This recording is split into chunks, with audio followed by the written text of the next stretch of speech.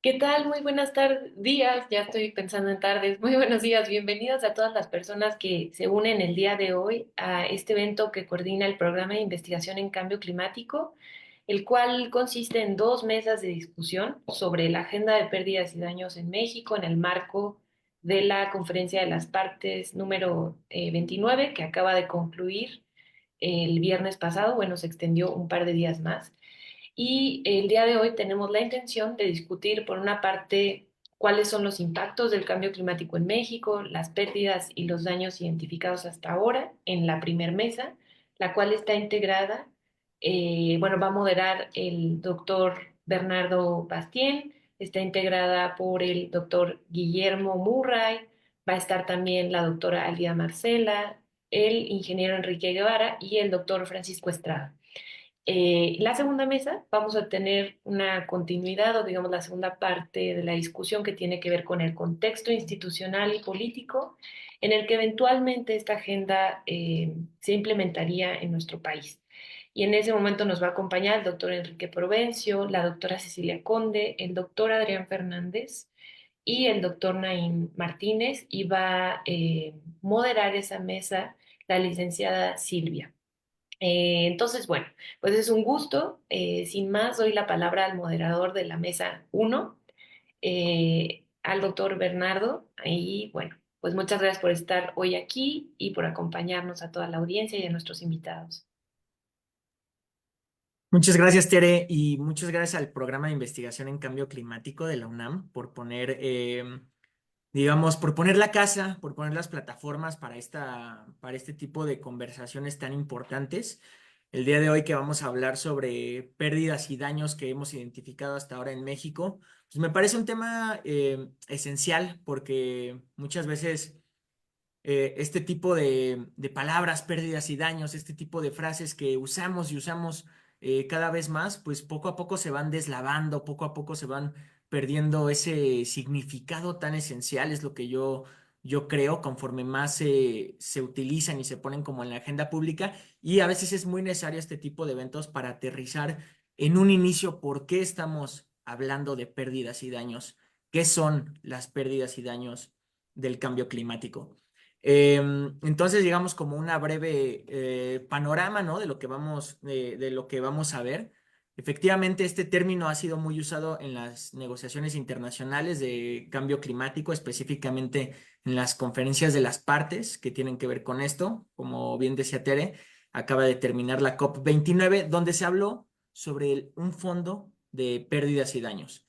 Es decir, que países del norte global, que históricamente en sus emisiones de gases de efecto invernadero acumuladas son los que más han emitido, ponen dinero a este fondo, a esta bolsa, que es únicamente etiquetada para pérdidas y daños, en los cuales la idea es que países del sur global, cuando tengan alguna pérdida o daño, algún impacto del cambio climático, puedan acceder a este tipo de financiamiento para tener una respuesta rápida, para que la población salga adelante después de este tipo de impactos. ¿Qué son pérdidas y daños? Pues una pérdida y daño, por ejemplo, una pérdida es cuando se pierde una casa, una colonia, después de que sucede un huracán que hubiese sido no tan intenso, de no haber sido por cambio climático, por ejemplo. Una pérdida o daño a la salud es, por ejemplo, una falla cardíaca que puede tener alguien que experimenta una ola de calor inusualmente alta, ¿no? Con altas temperaturas en alguna ciudad, por ejemplo. Esos son el tipo de pérdidas y daños que ya tenemos medidas, pero hay muchas pérdidas y daños que pues aún falta por cuantificar, por descubrir y por saber realmente si queremos operacionalizar estos fondos que se han venido dando, pues bueno, tenemos que hablar sobre ellas, ponerlas sobre la mesa y pues por eso, sin más ni más, me da mucho gusto presentar, voy a ir presentándolos conforme vayan siendo su intervención. Van a ser intervenciones de 15 minutos de nuestros ponentes. Y posteriormente, pues tendremos abierto el micrófono y abiertos los canales de comentarios en YouTube y en Zoom para que nos compartan, ¿no?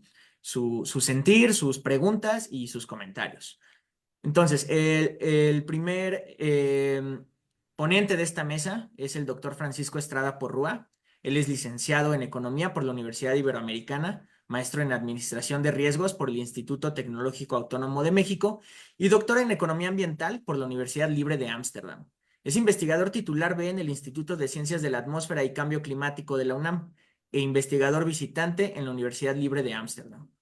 Es investigador nacional nivel 2, es miembro del Consejo de Cambio Climático del Gobierno Federal y asesor pro bono del Banco de México en riesgos físicos del cambio climático. Fue el jefe del Departamento de Ciencias Atmosféricas en el entonces Centro de Ciencias de la Atmósfera y actualmente es coordinador del Programa de Investigación en Cambio Climático de la UNAM. Su investigación se centra en las causas y consecuencias económicas del cambio climático. En ella se combinan aspectos de ciencias de la atmósfera, economía y modelación estadística. Cuenta con más de 60 publicaciones en revistas internacionales indexadas, incluyendo Nature Geoscience, Nature Climate Change, Scientific Reports, American Economic Review, Journal of Econometrics y Journal of Time Series Analysis. Fue autor colaborador y revisor experto del cuarto y quinto reportes de evaluación del Panel Intergubernamental de Cambio Climático y coordinador del capítulo sobre atribución en el Reporte Mexicano de Cambio Climático. Es coordinador del Reporte Nacional Estado y Perspectivas del Cambio Climático en México y ha participado y dirigido diversos proyectos de investigación con financiamiento tanto nacional como internacional. Pues bienvenido, doctor Estrada, todo tuyo el escenario. Gracias. Muchísimas gracias, aquí dándome cuenta de que hay que cortar esa semblanza, ¿no? Ya para la próxima. Pero muchísimas gracias, Bernardo, muchísimas gracias, Tere. Bueno, es un gusto estar aquí con ustedes para platicar de un tema que siempre ha sido escabroso, la atribución del cambio climático. Siempre ha habido muchos intereses políticos detrás, siempre ha sido un punto central en la parte del negacionismo, no somos nosotros.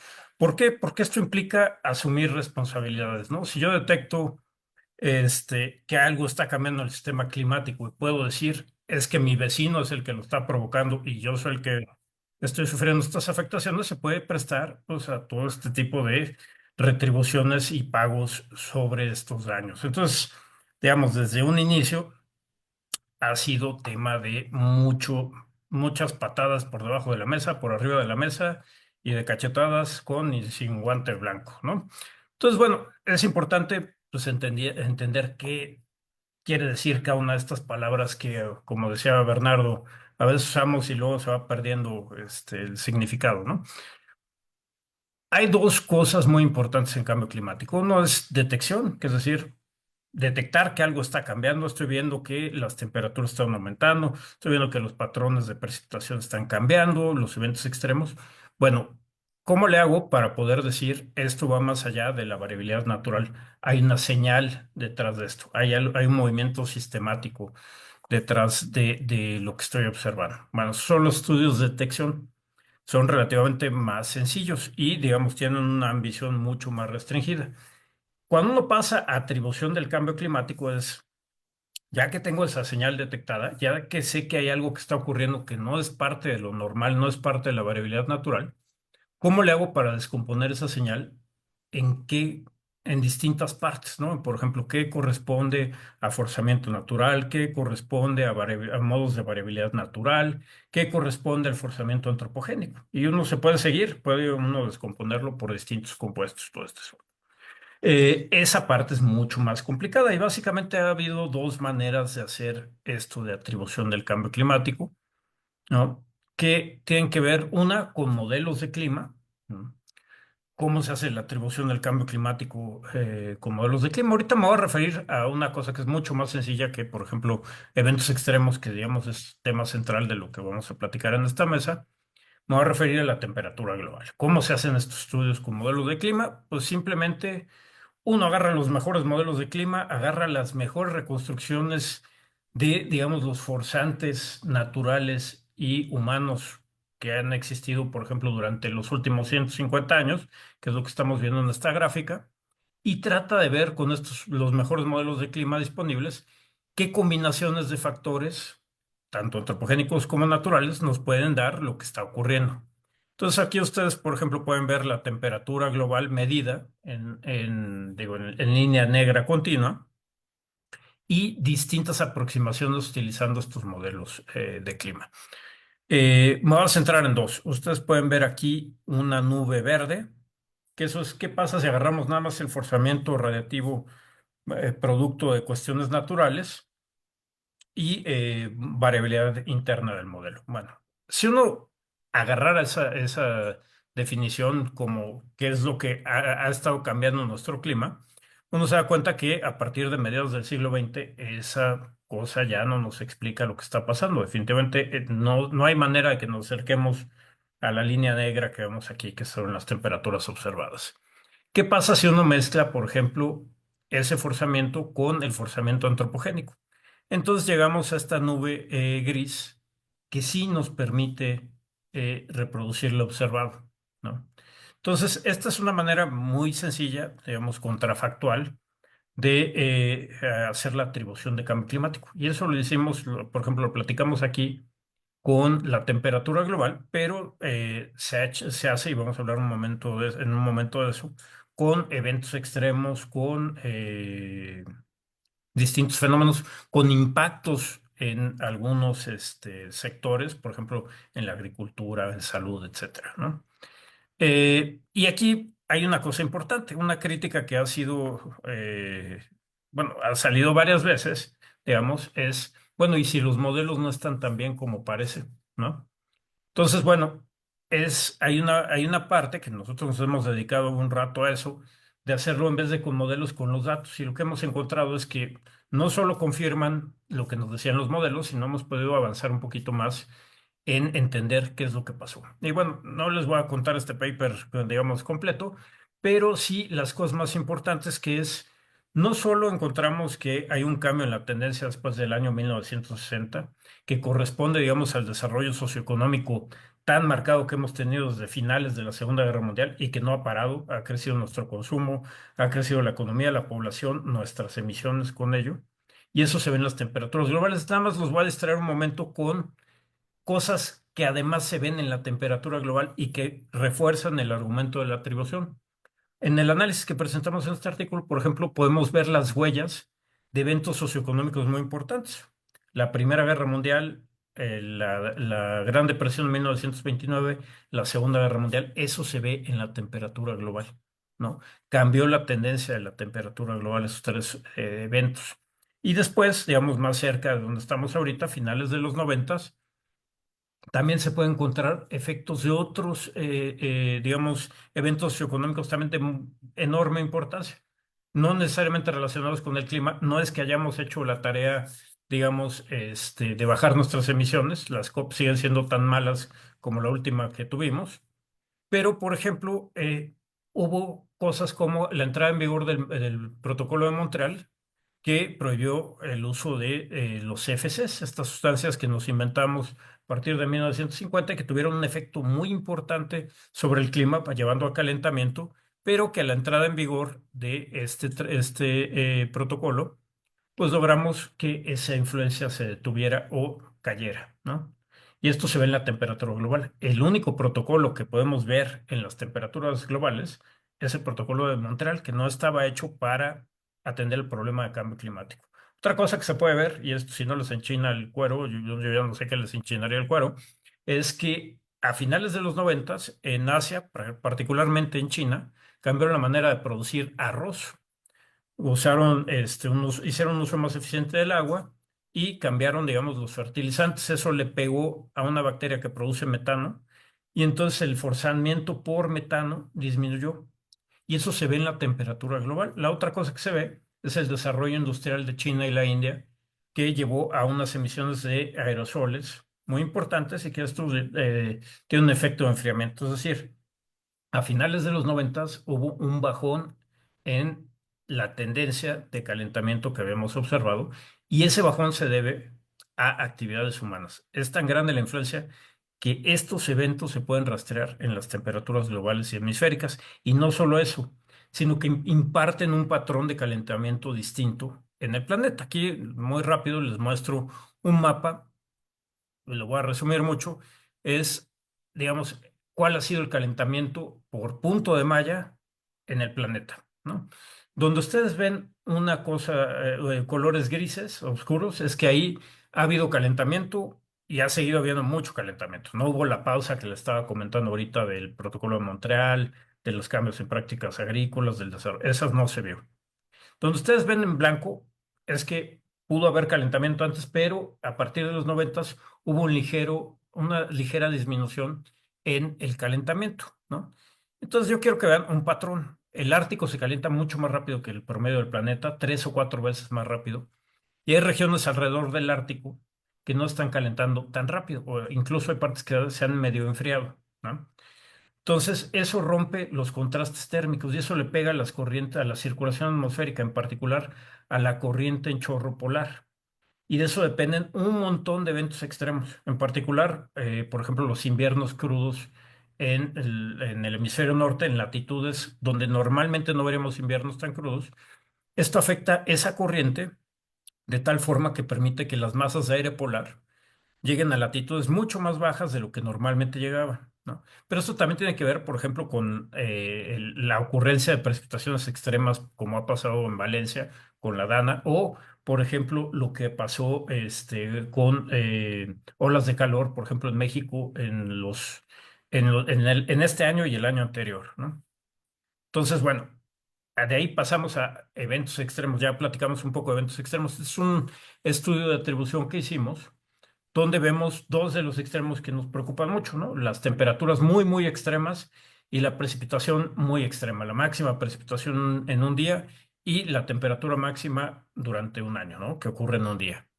Aquí lo que ustedes tienen es comparando con el periodo 61-90, cómo cambiaron las probabilidades, digamos, en el clima actual, tomando el clima actual como el 2018 en este artículo. Lo que ustedes ven en rojo profundo, por ejemplo, en el cambio de la temperatura, es que la probabilidad de ocurrencia de estas temperaturas muy extremas se multiplicó por 5 veces más probable se hizo. No aumentó un 15%, lo que sea, se multiplicó por 5, ¿no? Del lado de la precipitación, donde ustedes ven ese rojo profundo, esas precipitaciones muy extremas, la probabilidad se multiplicó hasta por 3, ¿no? Entonces son cambios muy drásticos en, digamos, la probabilidad de ocurrencia de estos eventos. Y lo que ven en las siguientes partes de esa figura es qué le corresponde a los efectos antropogénicos, a los gases de efecto invernadero que hemos emitido nosotros, es decir, qué tanta responsabilidad tenemos nosotros, es estos mapas intermedios que ven aquí, y qué se debe a variabilidad natural, es lo que está abajo. Entonces, realmente básicamente todo el cambio en estas probabilidades se debe a la influencia humana. ¿Y qué ha hecho eso? Bueno, si comparamos con el periodo 61-90, ahora el 94% de la población global y el 97% del PIB tienen un riesgo mayor a temperaturas extremas y el 72% de la población global y 76% del PIB global tienen también un mayor riesgo a precipitaciones extremas. Es decir, hemos cambiado el clima de tal manera que tenemos más eventos extremos, ¿no?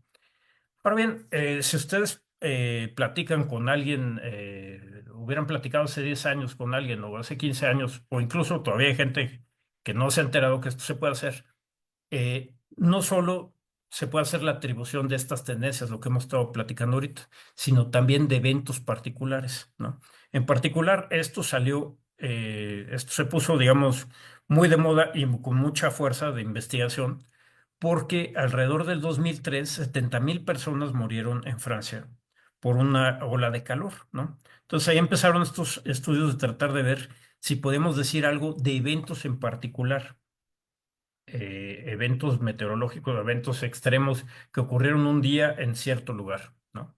Y se desarrollaron métodos pues similares, digamos, se utilizan modelos climáticos de última generación para simular qué tan probable hubiera sido que ese evento ocurriera con o sin el forzamiento antropogénico. Y con eso se ha mostrado, por ejemplo, en junio de este año, en México se murieron más de 100 personas por la ola de calor. Bueno, resulta que esto se puede rastrear a los gases de efecto invernadero, es antropogénico, las probabilidades, ahorita vamos a ver un poquito de eso, han aumentado muchísimo de la ocurrencia de estos eventos y además, digamos, el nivel de esas olas de calor, la temperatura máxima también ha subido. Lo mismo se puede hacer, por ejemplo, para España, las inundaciones de Valencia. Y esto ustedes pueden ver, por ejemplo, qué tan probable era antes de cambio climático antropogénico. Pues un evento como el que vivimos este año, en junio de 2024, ocurría una vez cada 525 años, ¿no? Ahorita, en el 2024, con 1.2 grados de calentamiento global, ha pasado de uno en 525 a uno en 15 años, ¿no? Y pues con 2 grados, que estamos muy cerquita también de los 2 grados, ya estamos sobre el grado y medio, estamos muy cerca, se convertiría un evento que ocurre en uno en 4. O sea, uno de cada 4 años tendremos un evento de ese tamaño. Y digamos, el nivel, pues las temperaturas que se han observado en estos eventos o las temperaturas características de estas olas de calor han aumentado significativamente, alrededor de 33.5 grados a 36 grados, ¿no? Ahora bien, hay otras partes de la atribución de cambio climático, y con esto ya casi voy terminando, que tienen que ver con ya no la variable física, sino digamos las consecuencias de estos cambios. Este es uno de los artículos, de los primeros artículos que hicieron atribución de cambio climático en los huracanes, en las pérdidas económicas de huracanes. Lo tuvimos que hacer para Estados Unidos porque en México no tenemos los datos para hacerlo. Esa es otra cosa, ¿no? Que hay que discutir. Sobre todo si vamos a hablar de pérdidas y daños, sería bueno tener datos y sería bueno poder hacer análisis de este estilo, ¿no? Una de las cosas que encontramos aquí es cómo está la literatura. La literatura decía que obviamente los desastres pues, es una construcción social del desastre, donde intervienen los factores socioeconómicos. Por ejemplo, ponemos más gente y más recursos o más riqueza donde no deberían de estar, porque, por ejemplo, ahí pegan los huracanes. Entonces, aunque no hubiera cambio climático, tus pérdidas iban a aumentar porque estás poniendo más gente y más riqueza donde no deberían de estar. Muy bien, eso digamos, es el driver fundamental de estas pérdidas económicas. Pero aquí encontramos que ya hay una señal, ya había una señal de cambio climático, además de estos problemas, digamos, de planeación o de cómo atendemos los problemas, o cómo manejamos o reducimos nuestros riesgos de desastre. Por ejemplo, en este artículo lo que veamos es que ya en 2005 cambio climático explicaba entre 2 y 12% de las pérdidas que causaron los huracanes en esa temporada. Esto ha ido aumentando, ¿no? Una cosa importante es que mucha de la discusión se está llevando a eventos extremos en cambio climático. Antes era mucho más general pues digamos, los países desarrollados tienen una deuda histórica, tienen una deuda con los países en desarrollo por sus emisiones históricas de gas de efecto invernadero, y eso englobaba mucho. Ahora está mucho el tema de pérdidas y daños, donde se restringe mucho la discusión a lo que pasa con eventos extremos. Nada más quiero recordarles algo. Por ejemplo, en la evaluación que hizo la Asociación Mexicana de Instituciones de Seguros AMIS de el huracán Otis, devastador en Acapulco, fue que causó unas pérdidas de alrededor de 2.000 millones de dólares. Las aseguradoras, pues no, normalmente a lo mejor no hacen tan buen trabajo en cuantificar estos daños porque simplemente no tienen toda la información. Multipliquen esto por 10 si quieren o por 5, no importa. Lo que quiero que tengamos muy claro es que los estudios que se han hecho sobre cambio climático nos dicen que los impactos por lo que se llama en la literatura riesgos crónicos, es decir, estos cambios de largo plazo, el aumento en el nivel del mar, los cambios en los patrones de temperatura, de precipitación, etcétera, que tienen impactos muy importantes sobre salud, sobre agricultura, sobre disponibilidad de agua, sobre productividad laboral, etcétera, etcétera, etcétera, son dominantes en los impactos, en lo cuánto nos va a costar cambio climático, ¿no? Digamos, hay estimaciones que dicen que es alrededor del 10% de los costos del cambio climático vienen en forma de eventos extremos. El 90% viene por estos otros riesgos que desafortunadamente no son tan visibles y los medios no les dan el lugar que pues, puede tener un huracán o puede tener una inundación, pero son muy, muy importantes, ¿no? Yo nada más quiero, esto es con un modelo que tenemos aquí en la universidad, en la UNAM y en la Universidad Libre de Ámsterdam. Y aquí lo que están viendo es cuándo se perdería al menos 1.000 millones de dólares al año, por lo menos 1.000 millones de dólares al año, en qué década empezaremos a ver este tipo de impactos por cambio climático crónico. Yo quiero que tengan en consideración que esto tiene una resolución de 50 kilómetros por 50 kilómetros. Quiero que vean, digamos, la parte central del país y en qué décadas están ocurriendo, o se ve que esos daños están ocurriendo. ¿Cuántos cuadritos de 50 kilómetros por 50 kilómetros caben ahí? Hagan una sumatoria de eso y compárenlo con 10 veces los 2.000 millones de dólares son costos muy, muy importantes. De hecho, tenemos un artículo que está ahorita, digamos, en elaboración, donde nos ponemos a ver qué compensación se le tendría que dar a México por los eventos, por los costos de cambio climático que va a tener de aquí al 2035, no a finales de siglo. Y equivaldría a que se le tendría que retribuir alrededor del 3% del PIB cada año por las pérdidas de cambio climático.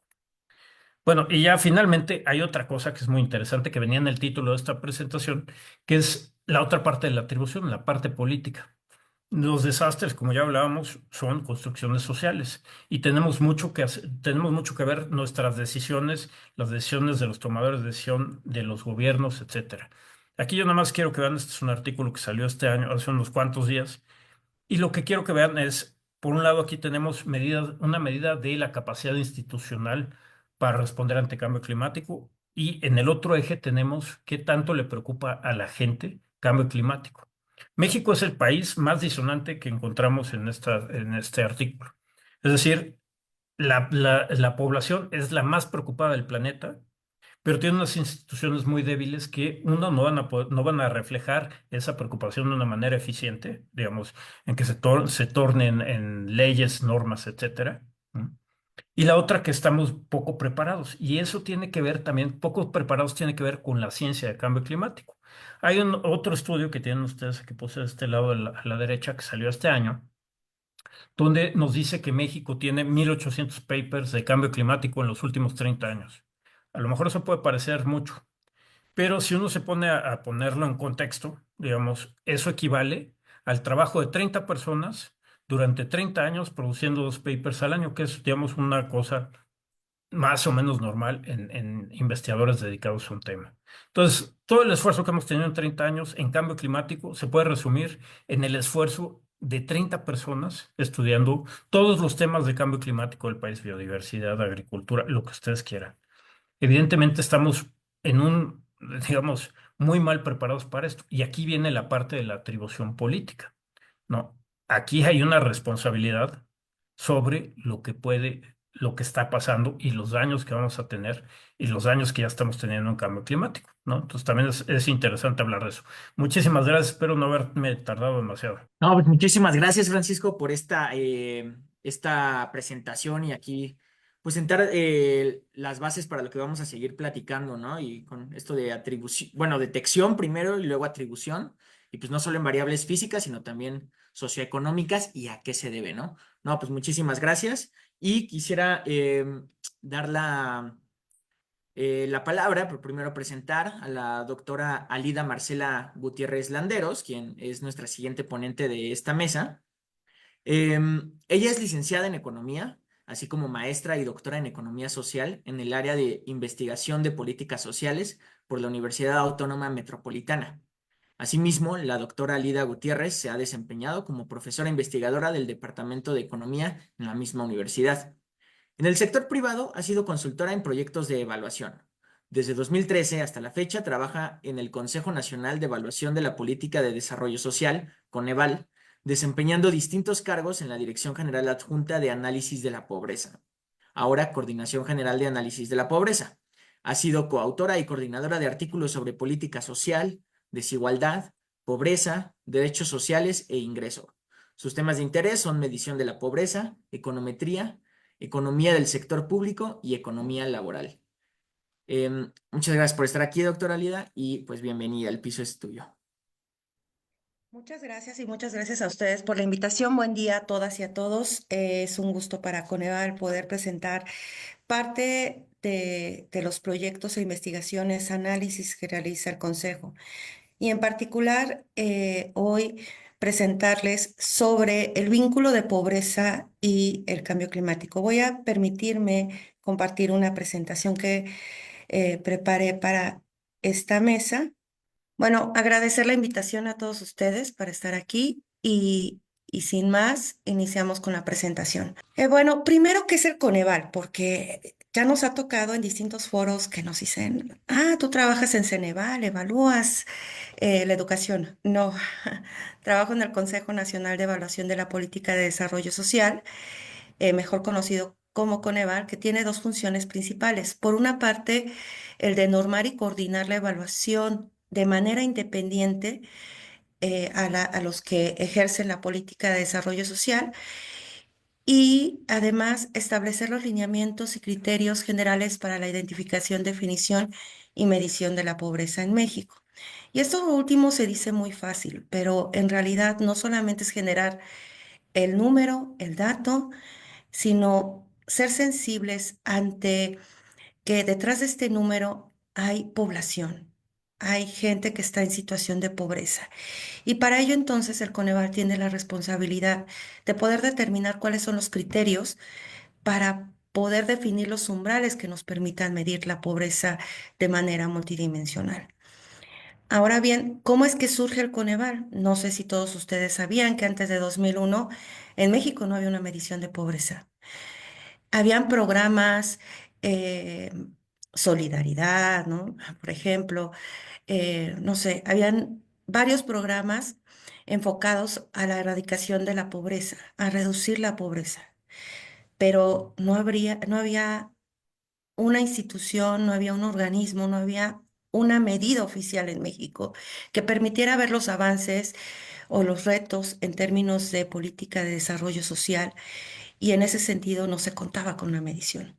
Fue a partir de 2001 que se genera un comité técnico de medición de pobreza y en este comité técnico se desarrollan las líneas de pobreza, que son líneas que internacionalmente se asocian al ingreso o al gasto a través del ingreso permanente, pero que si yo les pregunto a ustedes si quisiera ver algún efecto de vivienda, ¿lo podríamos ver? Por ejemplo, ahora que vino el huracán Otis, que hubieron muchas casas que te- se, se se destruyeron, se desmantelaron, perdonen por la palabra. ¿Cómo medir y ver cuáles son estas metas o cuáles son los objetivos o cuál es la población a la que se le debe de priorizar estas acciones, estrategias o políticas asociadas a vivienda si no teníamos una medida que nos permitiera con el ingreso ver qué pasaba en el acceso a los derechos?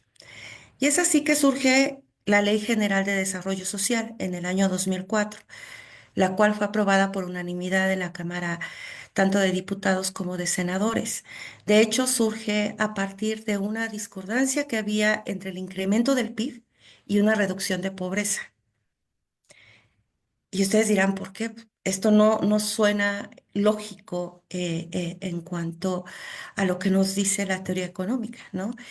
En ese sentido, pues se crea este organismo en el cual nos dicen, bueno, no seas juez y parte de la evaluación, pero tampoco mantente independiente de los que generan la información, para que tú puedas evaluar y analizar y revisar todas esta fuente de información y evaluar los programas sociales. En ese sentido, se crea con un objetivo principal, que es el de garantizar el pleno ejercicio de los derechos sociales consagrados en la Constitución Política Mexicana para asegurar así el acceso a toda la población. Y esto resulta importante porque eh, nos da pauta para poder partir de un marco conceptual. No es generar un número así, porque sí les decía, es partir de un marco conceptual que nos permita después operacionalizar y reflejar de mejor manera lo que hay en la realidad. Y en ese sentido, el enfoque que se retoma en México es el enfoque de derechos. Y ya veremos más adelante a qué nos referimos.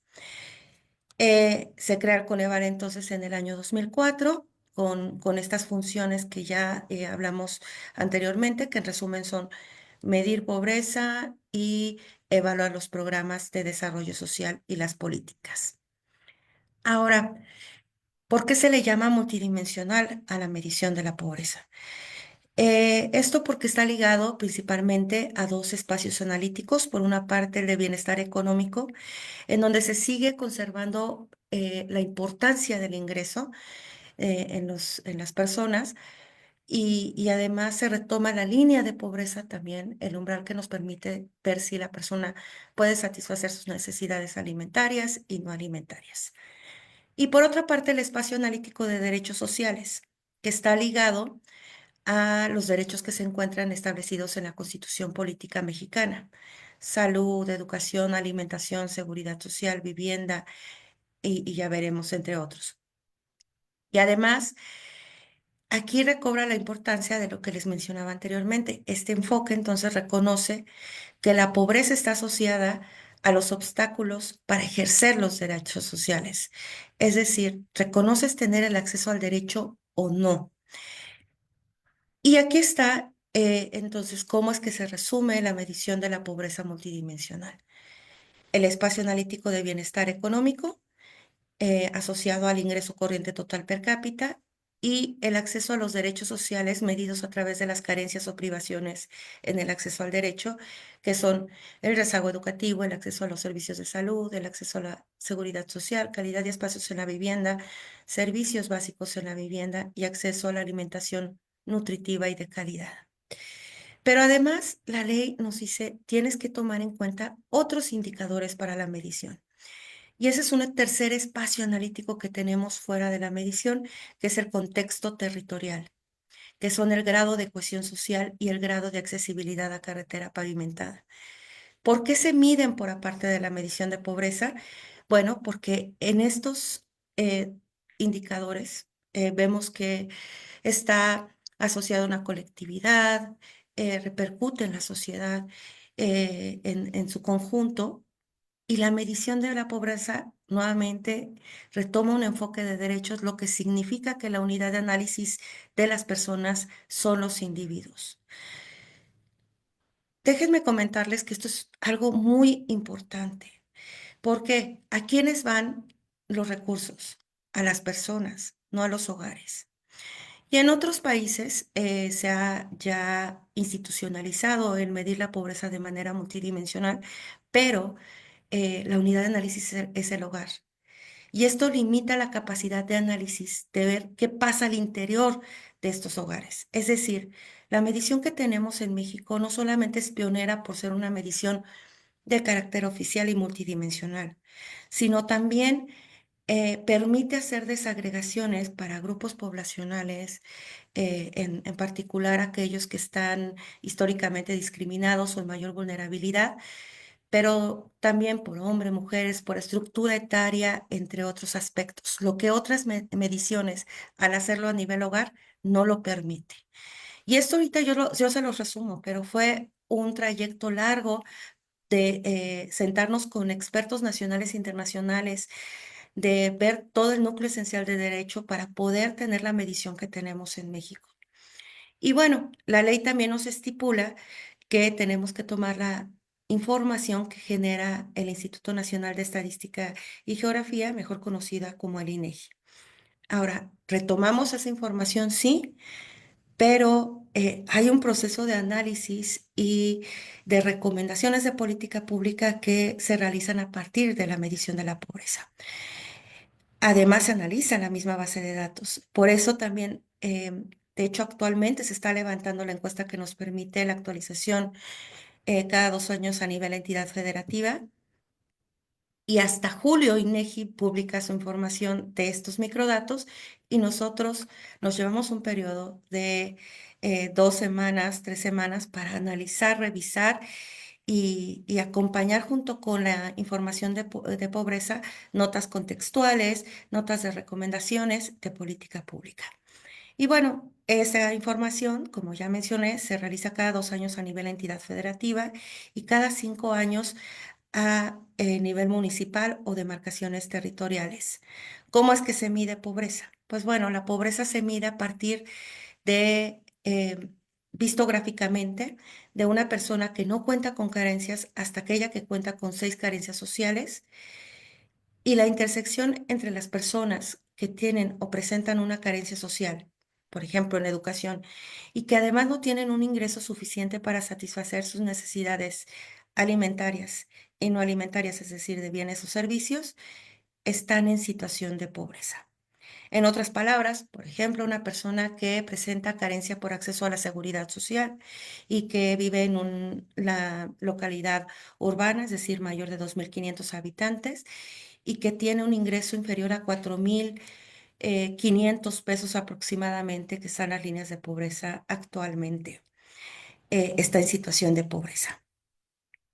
Pero nos permite también identificar otro grupo de población con mayor vulnerabilidad, como son aquellos que están en situación de pobreza extrema, que son aquellos que presentan 3 carencias o más y que además no tienen un ingreso suficiente para satisfacer sus necesidades alimentarias, que actualmente está en zonas urbanas en 2,300 pesos por persona al mes. Y otros grupos de población que es importante seguir en la política pública. ¿Por qué? Bueno, supongamos el caso de vulnerables por carencia social. Son aquellos que trabajan en el sector informal, que pueden ganar más de estos 4,500 pesos por persona, pero que tienen un malestar, una enfermedad, un accidente y tienen que hacer uso de ese recurso. Es muy probable que caigan en situación de pobreza, que sus ingresos se vean disminuidos y entonces caigan en situación de pobreza. Y entonces en Coneval decimos, ¿hacia dónde queremos que vayan estas recomendaciones de políticas públicas, entendidos no solo desde lo social, sino también de lo económico, a ese cuadrante verde que es el cuadrante de población no pobre y no vulnerable, que actualmente en México representan el 28% de la población? Es decir, el restante está en situación de pobreza o es vulnerable por carencia social o vulnerable por ingreso. Esta es la serie más actualizada de pobreza, en donde tenemos la información comparable desde 2016 hasta 2022 y en donde observamos que en 2022 36,3% de la población estaba en situación de pobreza, es decir, alrededor de 46,8 millones de personas. De estos, 7,1 por ciento está en situación de pobreza extrema, es decir, 9,1 millones de personas. ¿Cómo estamos en términos del acceso a las carencias sociales o a los derechos sociales? Pues aquí lo que vemos es que hay una alta prevalencia de carencia por acceso a la seguridad social. 1 de cada 2 personas tiene carencia por acceso a la seguridad social en México. Y una de las carencias que ha aumentado en mayor medida ha sido la carencia por acceso a los servicios de salud. De hecho, esta se ha más que duplicado al pasar en 2016 de 15,6% a 39,1% de la población que reportó en 2022 no tener acceso a los servicios de salud. Las demás carencias han tenido disminuciones significativas a lo largo del tiempo. Recordar que la medición la tenemos desde el año 2008 hasta el año 2022. Y una de las carencias que sufrió algún impacto, además de salud, por el virus SARS-CoV-2, mejor conocido como COVID, fue el rezago educativo, el cual tuvo un aumento entre 2018 y 2022.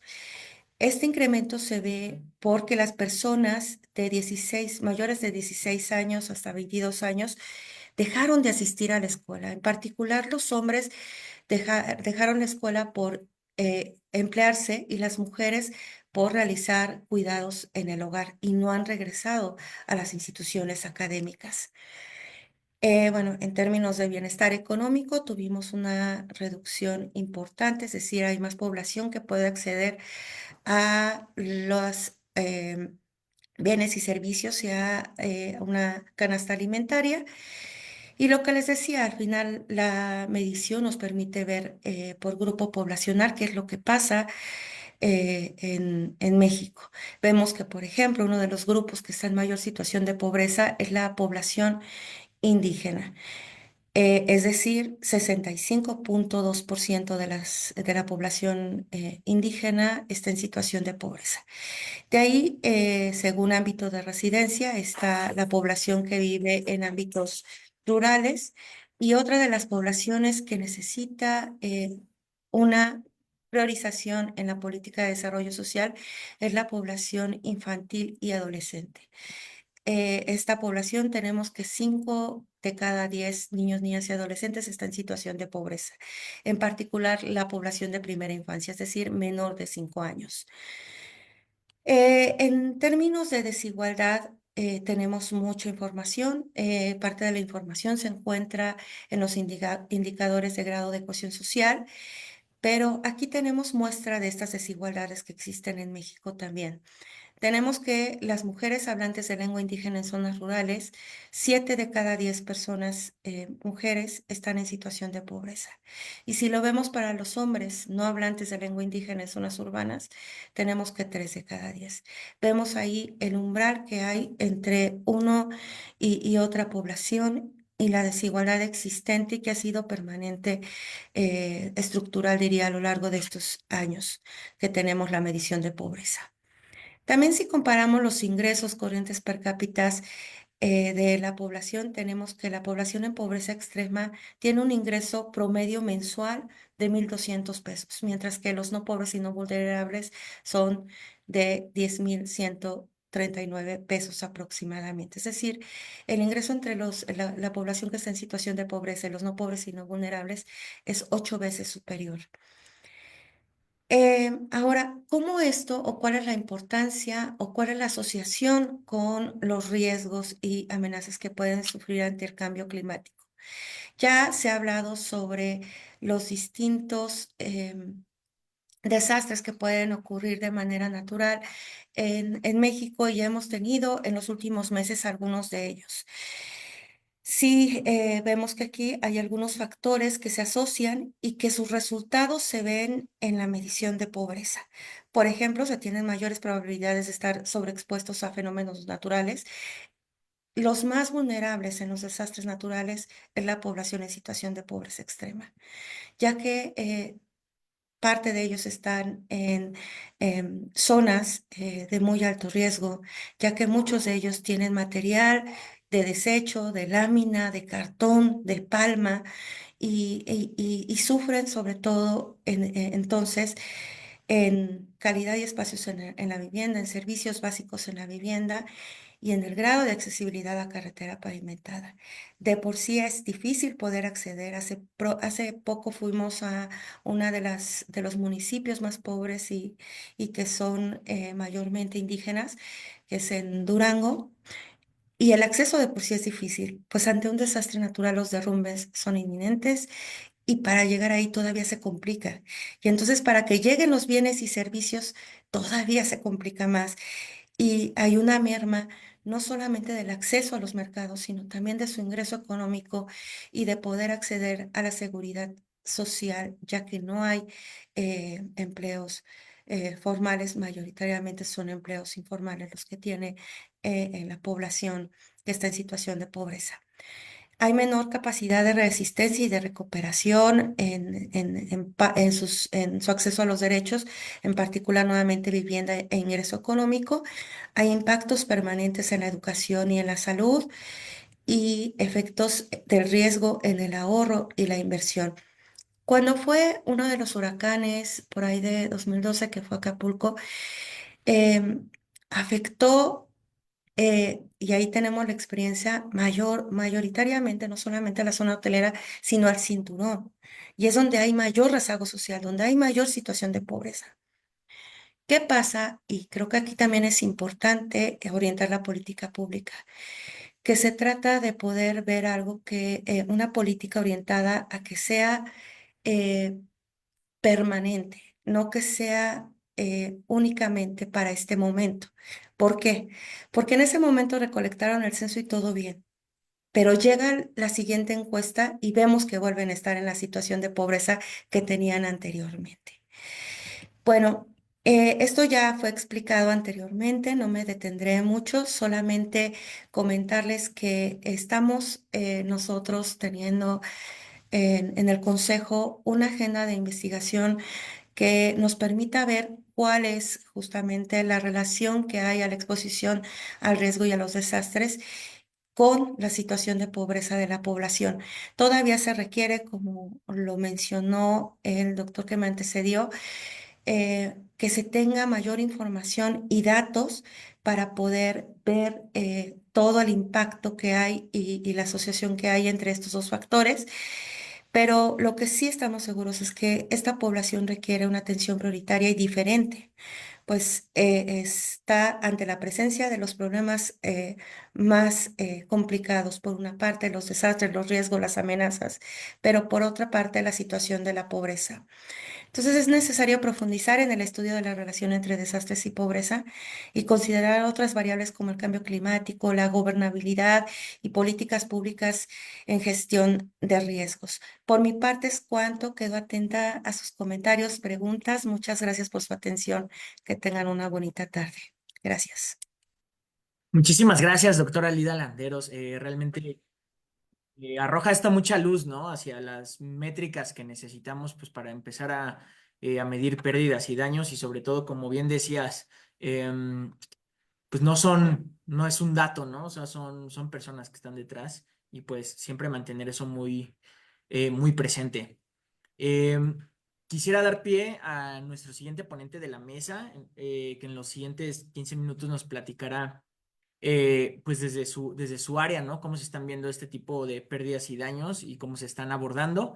Él es el ingeniero Enrique Guevara Ortiz, ingeniero mecánico, electricista por la UNAM, con estudios de especialización en México y en el extranjero en protección civil, sistemas de alerta temprana y gestión integral del riesgo de desastre. Inició su trayectoria como ayudante de investigador en el Instituto de Ingeniería en la Coordinación de Instrumentación Sísmica. Fue coordinador operativo del Servicio Sismológico Nacional y en el CENAPRED ocupó diferentes cargos desde su incorporación en 1989, donde actualmente es el director general. Ha sido asesor y consultor de la Secretaría de Gestión Integral de Riesgos y Protección Civil de la Ciudad de México, de la 63ª Estrategia Internacional de Reducción del Riesgo de Desastres de Naciones Unidas, de la Comisión Económica para América Latina y el Caribe, de la Agencia de Cooperación Alemana GIZ, y ha sido ponente nacional e internacional en congresos, conferencias, talleres y diplomados. Ha impartido clases para la maestría en gestión de riesgo de la Escuela de Administración Pública de la Ciudad de México y para la maestría de gestión de riesgos y protección civil de la Escuela Nacional de Protección Civil Campus Chiapas. Ingeniero Enrique Guevara, bienvenido, el piso es tuyo. Muchas gracias, doctor. En primer lugar, pues agradecer la invitación del programa de investigaciones en cambio climático para participar en este foro. Un saludo a todas y a todos. Pues en estos minutos que tengo voy a hablar sobre las evaluaciones del impacto económico y social que llevamos a cabo aquí en el CENAPRED.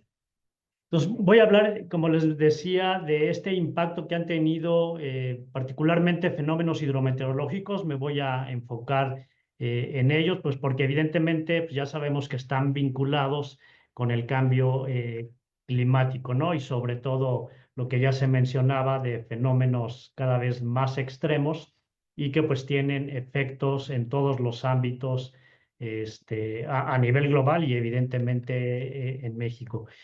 A mí me gustaría iniciar, digamos, con un diagnóstico de dónde partimos, porque es evidente que existe un problema público asociado al riesgo de desastre. En primer lugar, el número de desastres y su impacto se está incrementando año con año en México y a nivel global. El CENAPRED tiene entre sus atribuciones hacer la evaluación del impacto económico y social de los principales desastres en México y las tendencias indican claramente un incremento en el número de desastres y en lo que nos cuestan los desastres. Por otro lado, es importante mencionar que ya existen condiciones de riesgo que han sido construidas históricamente, que ahí están de manera latente esperando a ser el siguiente desastre. A esto hay que agregarle pues los escenarios del cambio climático que prevén este incremento en el número de desastres asociados a fenómenos hidrometeorológicos. Y como ya nos comentaba la doctora Landeros, pues los desastres afectan al bienestar de las personas, retrasan el desarrollo, se limitan los derechos humanos, comprometen la sostenibilidad y la seguridad humana. Este concepto de seguridad amplio que abarca diferentes esferas lo que es la seguridad. Y también ya nos comentó la doctora Landeros, pues afectan en mayor medida a los que menos tienen, que son los más vulnerables. Un aspecto importante de resaltar aquí es que el riesgo de desastres está aumentando más rápido de lo que estamos trabajando en su reducción. Hay muchos factores, entre ellos pues está el cambio climático. Algunas cifras muy brevemente del impacto económico que han tenido los desastres a lo largo de los últimos, aquí están del año 2000 al año 2022. En términos económicos acumulados en estos 22 años, estamos hablando de 608,000 millones de pesos por daños y pérdidas. Si traducimos esto en estos 22 años por día, ¿cuánto nos cuestan los desastres en México? Estamos hablando de cerca de 60 millones de pesos diarios, lo que nos han costado los desastres. Defunciones, que es lo más lamentable, en este periodo 11,711 defunciones. Pues prácticamente la mitad de la población ha sido afectada, al menos en alguna ocasión, por alguno de los desastres. Viviendas, nos hablaba ahorita la doctora Landeros de uno de los parámetros que se utilizan para hacer estas evaluaciones de la pobreza, pues es la vivienda, y pues 2 millones de viviendas se han visto afectadas por desastres, 42,000 escuelas, más de 3,000 hospitales. Y si vemos, hacemos la diferenciación de cuáles son los fenómenos que más han contribuido a estas cifras, pues tenemos que cerca del 80% están relacionados con fenómenos hidrometeorológicos. En cuanto al número de defunciones, también en este periodo, los fenómenos hidrometeorológicos han contribuido con el 28% de las defunciones en esos 22 años. Algunas otras cifras dentro de esta evaluación que realiza el CENAPRED y que los datos están disponibles en la página de la página del CENAPRED, son públicos, año con año se publican estas evaluaciones. Hacemos evaluaciones también por sectores sociales.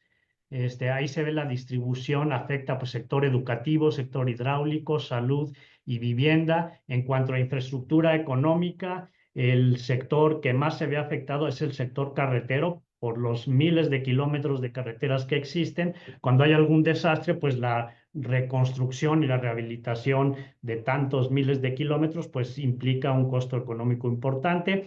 Y si nos vamos a sectores productivos, pues el 60% es agropecuario, el 30% es acuícola y pesquero, y pues esto también tiene que ver con seguridad alimentaria, ¿no? Cuando yo hablaba de la dimensión, la seguridad humana, pues incluye también a la seguridad alimentaria, que con el cambio climático pues se pone en mayor riesgo.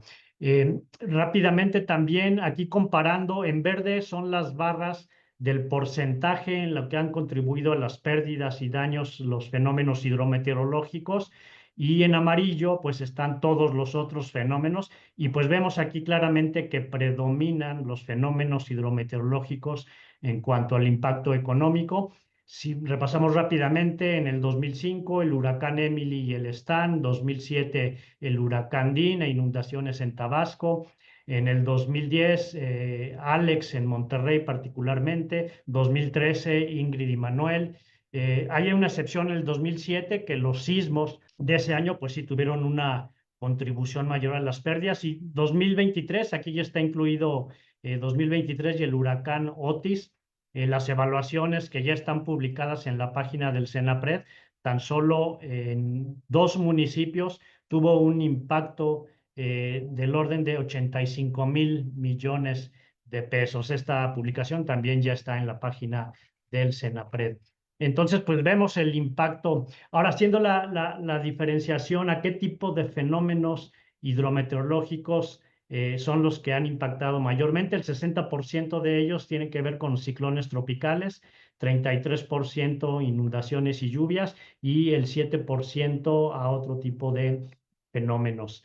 Si vemos en cuanto al número de defunciones por tipo de fenómenos hidrometeorológicos, resalta aquí que por inundaciones es en donde lamentablemente ha habido mayor número de defunciones en estos 23 años, 1.216. También es importante resaltar aquí bajas temperaturas y altas temperaturas, y sobre todo, como ya se mencionó también, se ha incrementado, particularmente el año pasado y el número de defunciones por las ondas de calor. Entonces vemos que los fenómenos hidrometeorológicos también tienen una afectación muy importante y lamentable en cuanto al número de defunciones. Ahora, estaba hablando de daños y pérdidas, impacto económico, que estamos hablando de pesos. En términos de gestión de riesgos y protección civil, los daños se cuantifican en función del valor de destrucción total o parcial de la infraestructura y los acervos fijos. Por ejemplo, se destruye una carretera o tiene daños, el costo que implica la reconstrucción o la reparación de esa infraestructura es lo que se llaman daños de acuerdo a la metodología de CEPAL, que es la que utiliza el CENAPRED para estas evaluaciones. Y también en términos de gestión de riesgos, pues las pérdidas se refiere al valor debido a los cambios en la producción de bienes y servicios. Se interrumpen la producción de bienes y servicios, se dejan de tener ingresos, también todos los gastos que hay asociados a la atención de emergencias se cuantifican en estas pérdidas. Y hay otro rubro que también evaluamos, que es el impacto económico, pero los efectos que tienen a largo plazo, también como nos lo pide el marco de Sendai, son los lineamientos internacionales para la reducción del riesgo de desastres de Naciones Unidas. Se cuantifica en función del Producto Interno Bruto y pues hay desbalances en indicadores económicos, indicadores macroeconómicos, aumento en el desempleo, disminución de ingresos. Pero un aspecto importante que no debemos de dejar de lado, lo que nos comentaba ya la compañera del Coneval, pues es ver el impacto humano que tienen estos desastres, se afecta al bienestar de las personas, se pierden medios de vida, se compromete la seguridad alimentaria. Es importante también hacer esta evaluación y análisis en cuanto a vulnerabilidades por género, impactan de manera diferente dependiendo del género que socialmente hemos construido o asignado ciertas funciones a hombres y a mujeres. Entonces, trastoca los desastres, pues todos los aspectos de la sociedad. Para también en el título del proyecto me pedían hablar sobre la gestión del riesgo, qué es lo que se está haciendo y sobre todo ahora considerando el cambio climático, el punto de partida para poder abordar la problemática, a problema público asociado al riesgo de desastres, pues todo parte de la comprensión del riesgo de desastres. Dicen que debemos de conocer a nuestro enemigo si queremos vencerlo. Entonces, el punto de partida es comprender el riesgo de desastres, a diferencia de cómo se maneja en cambio climático, en gestión de riesgos y protección civil, se evalúa de manera diferente el riesgo. Se define como los daños y pérdidas probables y está en función de un peligro, de sistemas expuestos y de qué tan vulnerables son nuestros sistemas expuestos. El peligro, estamos hablando de la probabilidad de que se presente un fenómeno de cierta intensidad en un lugar determinado y con qué frecuencia. Pues la exposición es toda la infraestructura, las personas, el medio ambiente, todo el capital forestal, y la vulnerabilidad se refiere a las características, reitero, en términos de protección civil, a la fragilidad o susceptibilidad que tienen los sistemas expuestos en función de características físicas, sociales, económicas, ambientales, institucionales, culturales. Todo eso genera cierta fragilidad cuando se presente alguno de estos fenómenos. Entonces, para evaluar el riesgo, se toma en consideración estos tres elementos: peligro, vulnerabilidad y exposición, que son directamente proporcionales al riesgo, y conceptualmente se introduce la preparación, digamos, para hacer evidente que en la medida en que una sociedad esté mejor preparada, pues va a reducir los daños y pérdidas. A esto tenemos que agregarles pues los escenarios de cambio climático. Además de analizar estos factores, es importante entender esta construcción social del riesgo, ¿no? Y reconocer que los desastres no son naturales, sino que hemos sido nosotros como sociedad que ha generado esas fragilidades con el crecimiento poblacional, el crecimiento urbano no planificado y sin considerar el riesgo de desastres, la pobreza y desigualdad, la contribución del cambio climático, la deforestación y degradación ambiental, infraestructura insuficiente, contaminación, esos modelos de desarrollo donde se privilegian intereses económicos más que humanos, la corrupción, la ineficiencia, la no observancia de la norma. Ahí es donde radican los factores causales del riesgo de desastres. Y para ello contamos en México con el Atlas Nacional de Riesgos, los atlas estatales y los atlas municipales. Ahí en ese QR es para el acceso a este atlas municipal que estamos viendo con el INEC, cómo hacerlo interoperable con el Atlas de Vulnerabilidad al Cambio Climático. Entonces, tenemos actualmente más de 13,000 capas de información sobre peligros, vulnerabilidades, sistemas expuestos, indicadores de población, indicadores de marginación, vulnerabilidad, población indígena, indicadores de género, en fin, toda esta información que permite analizar y muy brevemente, ya se me está acabando el tiempo, hablar algunos ejemplos para lo que es de utilidad los atlas de riesgo. Aquí pongo el caso del huracán Wilma, que impactó en 2018 a algunas entidades federativas de la costa del Pacífico, Nayarit, Sinaloa. Entonces, estos mapas se utilizaron para la reconstrucción, para reubicar escuelas, para reubicar algunos hospitales, que ahí es donde empieza la gestión del riesgo.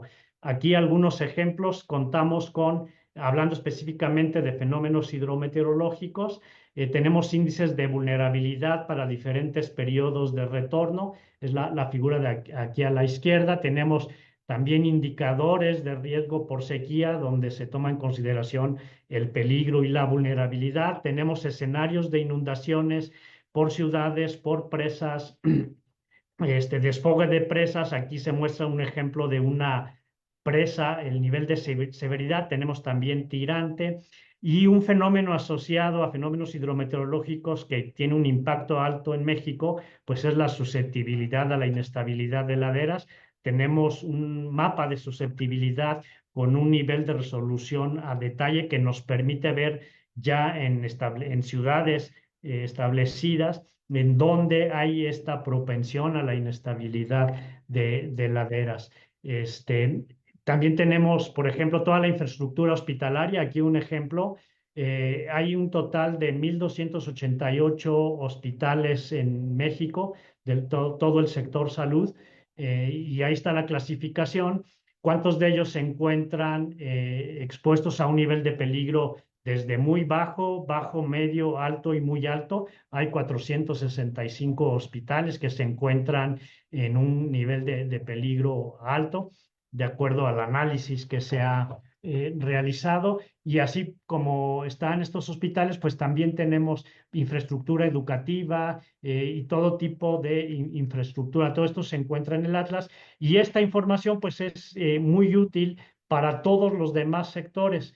Y les comentaba que estamos buscando incorporar y vincular el Atlas de Vulnerabilidad al Cambio Climático. Ya tenemos algunas capas que nos ha proporcionado el INEC para ir complementando, integrando y armonizando las políticas públicas entre gestión del riesgo y cambio climático. Tenemos también con información que nos valida la CONAGUA, puntos críticos de inundación. Esta información nos los van proporcionando las entidades federativas. Entonces, lo que se trata de la gestión del riesgo es lograr un territorio, un mismo territorio. Del lado izquierdo se ve ahí sin gestionar el riesgo y del lado derecho gestionando el riesgo. Que requiere esto? Pues la participación de todos los sectores, trabajar de una manera coherente y armonizada entre políticas públicas para lograr eso que aspiramos y lograr territorios que sean seguros para vivir, garantizar el bienestar de las personas y la sostenibilidad.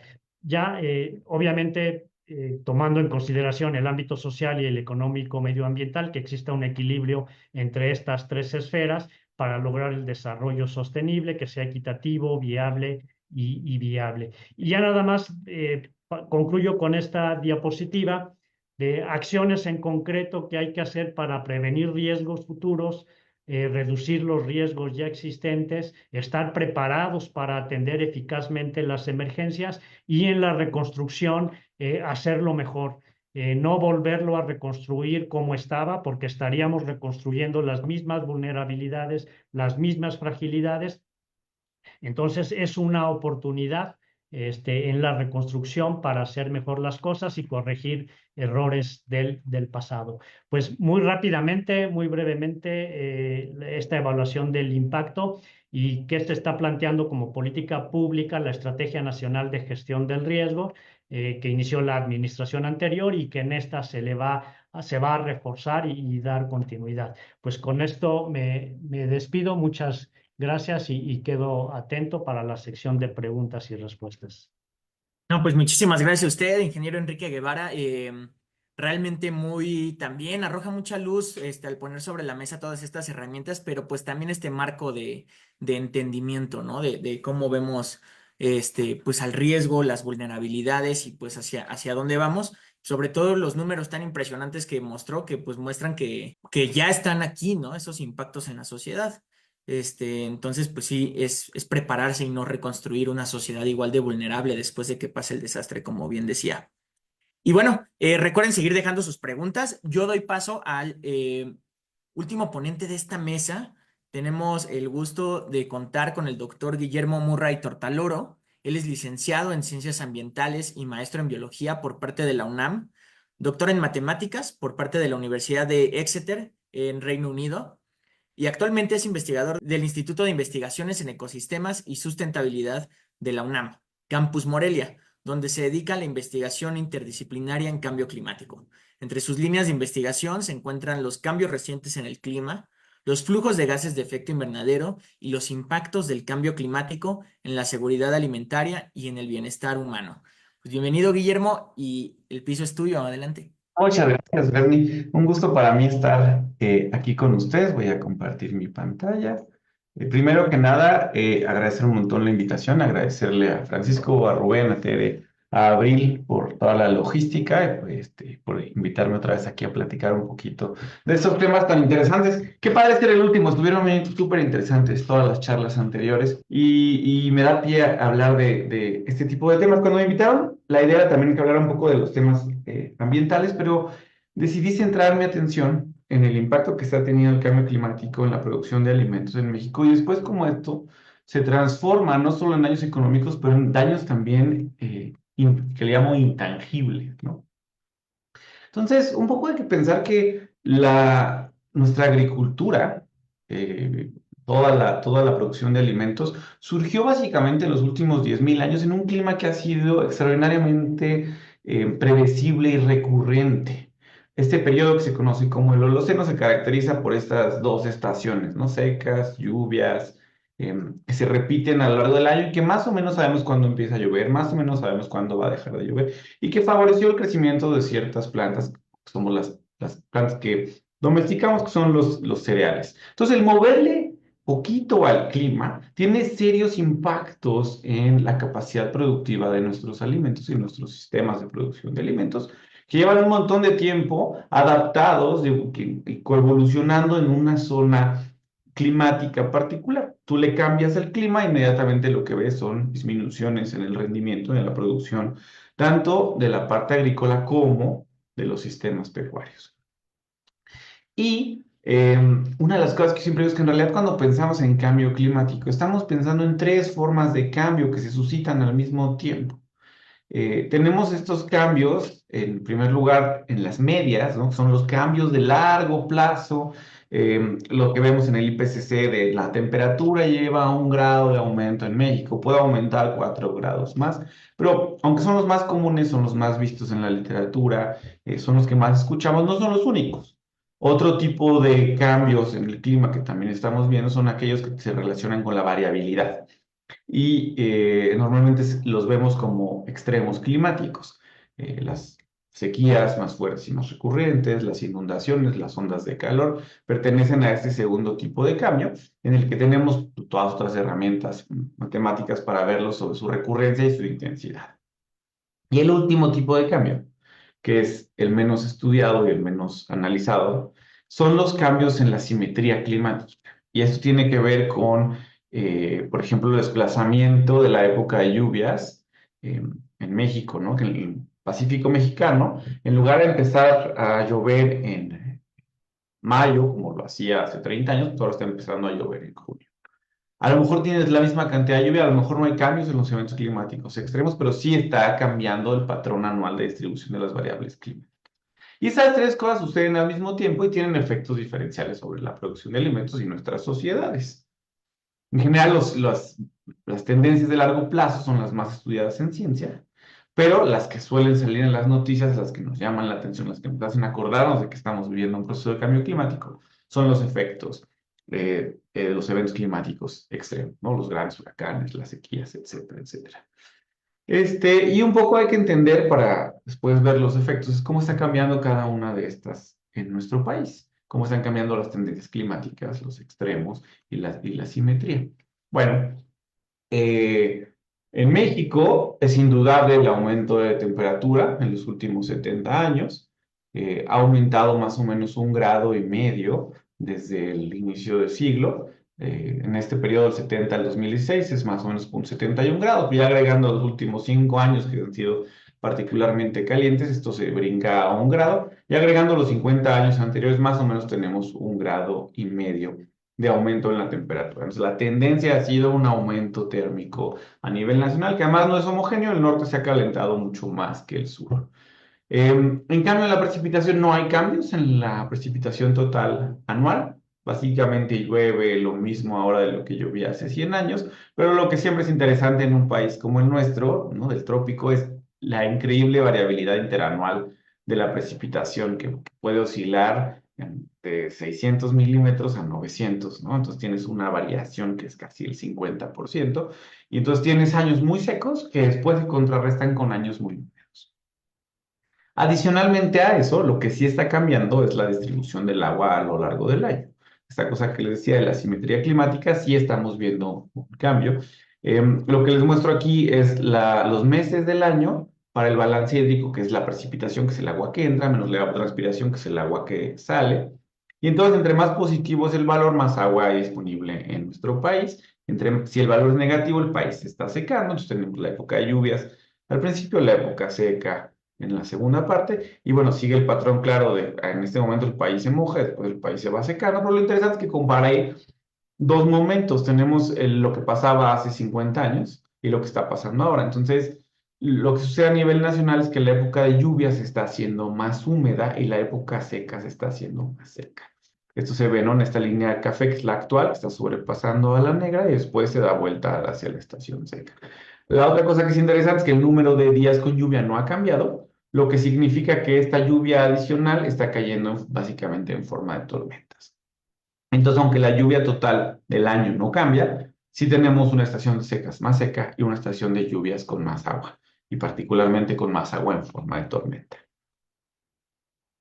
La otra cosa que ha sido bastante evidente en años recientes, pues es la recurrencia e intensidad de la sequía. En 2011 habíamos tenido una sequía fuertísima, había sido la peor sequía de la historia básicamente reciente de México, al menos en los últimos 70 años, y tuvo consecuencias espantosas. Y uno pensaría, bueno, esto es un evento que debía recurrir más o menos cada 100 años, y lo volvimos a tener en los últimos 3. Entonces, lo que les muestro aquí a la derecha es cómo se vio la sequía desde 2021 hasta 2024, de acuerdo al Monitor Mexicano de Sequía, y es el mismo mes, ¿no? Mayo de cada uno de los años. Bueno, aquí fue febrero, pero se puede ver esta sequía espantosa que tuvimos, ocasionada sobre todo por el fenómeno de la Niña, y que duró básicamente 3 años, casi 4, en la mayor parte del territorio nacional. Entonces, frente a estos eventos, frente a estos cambios en el aumento de la temperatura, los cambios en la estacionalidad y la frecuencia de sequía, Una de las grandes preguntas es, bueno, ¿qué está pasando con la agricultura? ¿Qué va a pasar con la agricultura? Y cómo eso se traduce en la gente que depende directamente del agro. Entonces, aquí les muestro algunos de los ejemplos de lo que hemos estado investigando para la agricultura y la ganadería a nivel nacional. Este primer ejemplo es estas tendencias de largo plazo para el cambio de la producción de maíz de temporal. Entonces, analizamos cómo podría cambiar el rendimiento del maíz a nivel municipal hacia finales de este siglo en 4 escenarios de cambio climático. Y el IPCC siempre es muy fácil, porque entre más grande es este número, más fuerte es el cambio climático, porque este es el número de watts por metro cuadrado extra que están entrando. Entonces, ese es el escenario más buena onda, este es el peor escenario.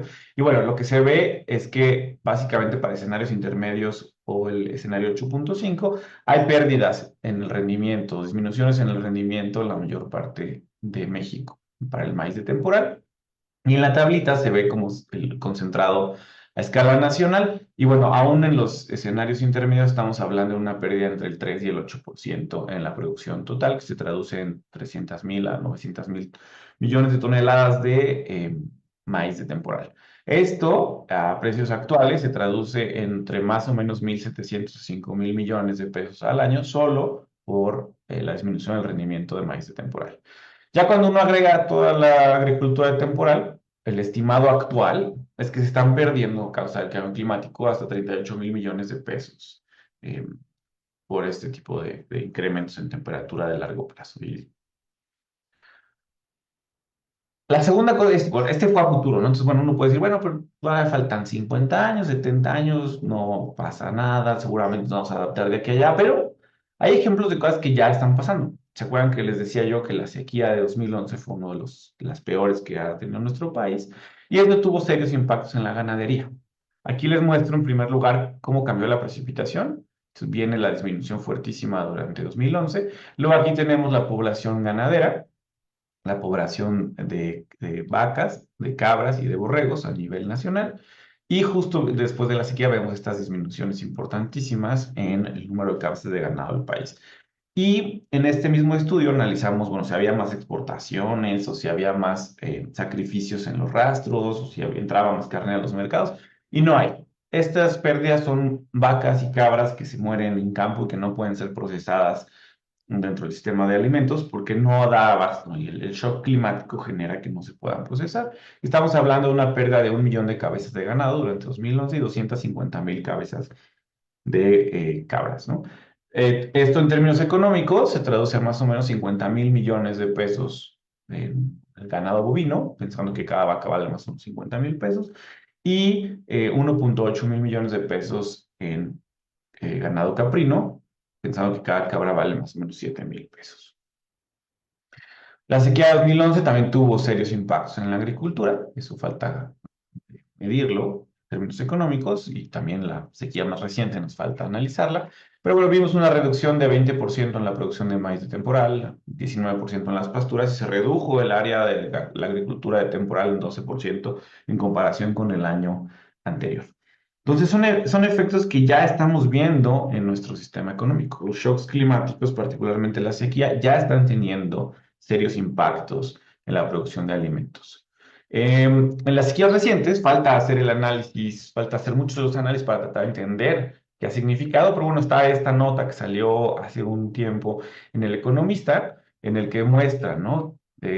Particularmente 2023, tuvimos récord de hectáreas siniestradas agrícolas a nivel nacional. Habíamos tenido el récord en 2021, ¿no? La sequía 2021 había sido el récord y luego 2023 le ganó. Y también se puede ver en la importantísima disminución en las hectáreas cultivadas que tiene nuestro país a partir de la sequía que hemos tenido en los últimos 4 años. Entonces, sabemos que la sequía ya está teniendo un efecto. Se calcula que más o menos es equivalente a 35,000 millones. Esos deberían ser pesos, 35,000 millones de pesos de pérdidas por año entre estos 3 años. Y es más o menos el 0,25% del PIB nacional, casi el mismo presupuesto que ciencia y tecnología. La mitad del presupuesto de ciencia y tecnología a nivel nacional, simplemente por los efectos de la sequía en la producción de alimentos. Y todo esto, ya ¿no? También lo platicaron mis colegas que fueron antes de mí, el costo económico que está teniendo el cambio climático, pues es dramático, ¿no? Y va a empeorar. Pero a mí en particular, una de las cosas que me preocupa es todas las pérdidas que no necesariamente son económicas. Estas pérdidas, no sé si diría intangibles, a lo mejor no cuantificables directamente. Y aquí les voy a dar algunos ejemplos. Lo que les muestro aquí es cómo se relaciona la salida de las ocupaciones agrícolas a nivel nacional con el nivel de precipitación. Entonces, este valor del eje Y es cuánta gente deja de dedicarse a eso. En la izquierda tenemos la ganadería, en la derecha tenemos la agricultura. Y entonces, entre más llueve a nivel nacional, menos gente se va de las actividades de agricultura temporal y las actividades ganaderas. Esto es trabajo de una de mis estudiantes de maestría. Y cuando tenemos sequía, pues tenemos récord de gente que deja, ¿no? Hasta 20% de la población se dedicó de dejar a la ganadería durante la sequía del 82 o el 87, o hasta más o menos 15% durante la sequía 2011. Es gente que pierde su empleo porque simplemente no hay suficientes recursos para trabajar en la ganadería o en la agricultura de temporal. Con todo lo que esto significa en el reacomodo económico del país, particularmente en que si la gente en el agro, en los medios rurales, no puede recibir su ingreso a través de la agricultura y la ganadería, pues normalmente significa que tiene que buscar empleo en el medio urbano, y eso también pone mucha presión a la economía de las ciudades. Otro tema que ha sido interesante es el aumento en la migración de México a Estados Unidos con la sequía. Lo que les muestro aquí es en flechita, son cuánta gente migró en porcentaje durante eventos de sequía en diferentes ambientes de México, y en puntito el promedio de los últimos 40 años. Entonces, es evidente que en cualquier ambiente de México, rural o urbano, árido, semiárido o húmedo, hay un aumento en la migración. Hubo un aumento en la migración de México a Estados Unidos durante estos eventos de sequía. También estamos perdiendo gente en nuestro país. Y finalmente, esto es también trabajo de otra de mis estudiantes, que anda por ahí conectada. eh, Estamos ahora analizando qué pasa con los cultivos que nadie pela. ¿Qué pasa con las cosas que son endémicas de México y que son cultivadas en estos lugares, como el achiote o el amaranto? Y sobre todo, estamos viendo que, bueno, muchos de estos están perdiendo rendimiento y producción, pero ¿y cómo se traduce esto después en impactos en la gastronomía mexicana? O sea, que hay algunos ejemplos de platillos que tienen muy alta vulnerabilidad al cambio climático, una alta vulnerabilidad al cambio climático, en rojo muy alta, en naranja alta, debido a la erosión de la producción y el rendimiento de los cultivos que se requieren para producirlos. Entonces, no estamos diciendo que se vayan a extinguir, pero que sí pueden cambiar los sabores como se habían hecho originalmente. Y ya, para concluir nada más, el cambio climático está teniendo impactos millonarios y seguirá teniendo impactos millonarios en el agro mexicano. Y esto tiene un serio problema para todos, ¿no? No solo la seguridad alimentaria, pues el bienestar de nuestra población. La agricultura temporal y la ganadería de libre pastoreo son las más vulnerables y las que han tenido los mayores impactos, pero cuando la sequía es suficientemente extensa o intensa, también se traduce en impactos a la agricultura de riego temporal. Eh, por ejemplo, la producción de chile en el norte del país, que se colapsó en los últimos 3 años. Y otra cosa que yo creo que es muy importante es no solo se trata de entender que tenemos pérdidas económicas, pero que hay consecuencias intangibles, consecuencias sociales, consecuencias culturales, consecuencias, ¿no? De otro tipo que también están sucediendo a nivel nacional y que también hay que tratar de tomar en cuenta cuando pensemos en pérdidas por cambio climático. Gracias. Muchísimas gracias, Guillermo. Realmente, pues sí, muy interesante, tanto lo, digamos, tangible, monetizable, tanto lo cultural. Invito a todos los panelistas a que prendan sus cámaras y se unan aquí a pues a este cierre. Digamos, quisiera recuperar el camino pues este trayecto que caminamos juntos por acá en estas mesas, que pues realmente fuimos desde detectar y atribuir los efectos del cambio climático en las pérdidas y daños que tenemos. Vimos que unos eran muy puntuales, como estos eventos hidrometeorológicos extremos, eh, y que esos muy puntuales tenemos datos para medir, para prevenir, para estudiar, como nos mostró el ingeniero Enrique Guevara, ¿no? Por otro lado, tenemos cosas más crónicas, más que van, digamos, fallando poco a poco a través de la distribución de temperaturas, precipitaciones, que nos dañan a diferentes, digamos, dimensiones de nuestra sociedad, como nos mostró pues, el doctor Guillermo Murray, ¿no? Que es en los alimentos, en este caso, que es una de las dimensiones de la pobreza, ¿no? Seguridad alimentaria, que pues nos mostraba la doctora Alida Gutiérrez. Entonces, bueno, como que hay un círculo aquí de cosas que estamos viendo. Y bueno, pues al final el doctor Guillermo Murray, pues también nos mostró un poco dónde está la frontera, ¿no? De nuestro saber, en dónde está medida esta erosión cultural o cómo la podemos empezar pues, a tocar la superficie de eso que también se me hace muy interesante.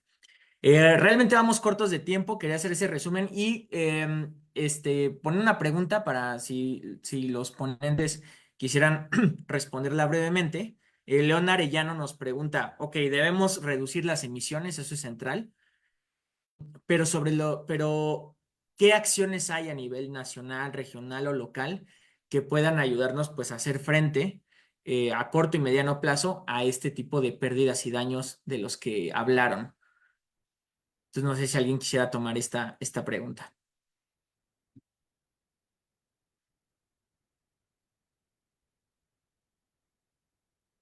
Sí, adelante, Enrique.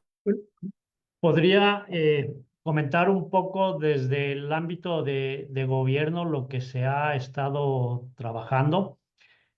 Y primero me gustaría mencionar que existe un sistema nacional de cambio climático en el que participan pues todas las dependencias. Hay una comisión intersecretarial, participa el INEC, los gobiernos de los estados, las autoridades municipales, hay un consejo, ¿no? Y hay una estrategia nacional de cambio climático, un programa especial de cambio climático, además de las comunicaciones nacionales que se hacen sobre cómo vamos en materia de cambio climático. Algunas de las acciones de los objetivos que se plantearon en el último programa especial de cambio climático, una de ellas es reducir la vulnerabilidad al cambio climático. Se definieron 50 acciones en las cuales participan 17 dependencias. Está también el objetivo de reducir las emisiones de gases de efecto invernadero. Está impulsar acciones y sinergias entre mitigación y adaptación. Se definieron 19 acciones y participan 7 dependencias. Entonces, hay algunas acciones sí en concreta que se están manejando desde el gobierno federal, en donde están definidos pues quiénes son los responsables y se van reportando, se definieron metas y se van reportando los avances, ¿no?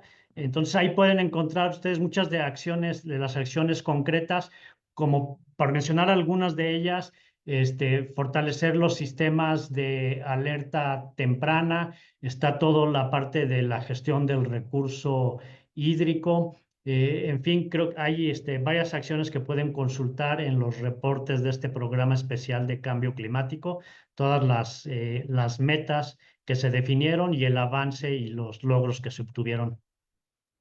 Excelente, muchísimas gracias. ¿Quisieras añadir algún pensamiento último, Guillermo? Súper breve para no comerle tiempo a la siguiente mesa. Yo creo que, bueno, las acciones existen desde muchas escalas, ¿no? Hay acciones locales, hay acciones municipales, hay acciones regionales, y cada una va acompañada de sus propias particularidades y complejidades, pero sí quiero agregar una cosa que me parece fundamental que hace falta en nuestro país, y son los sistemas de alerta temprana. Todavía están muy, muy en pañales.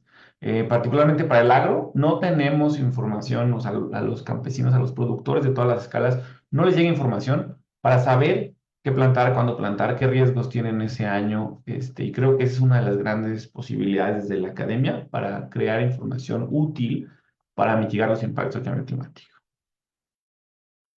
Pues muchísimas gracias, pues ahí lo tienen, gracias a nuestros ponentes de esta mesa, muy interesantes desde muy distintos ángulos. Se quedará grabada esta conversación para quienes quieran repasar o, no sé, volver a ver o ver por primera vez. Cedo de regreso la palabra a los compañeros del programa de investigación en cambio climático. Pues muchas gracias por crear estos espacios y seguimos por acá sintonizando.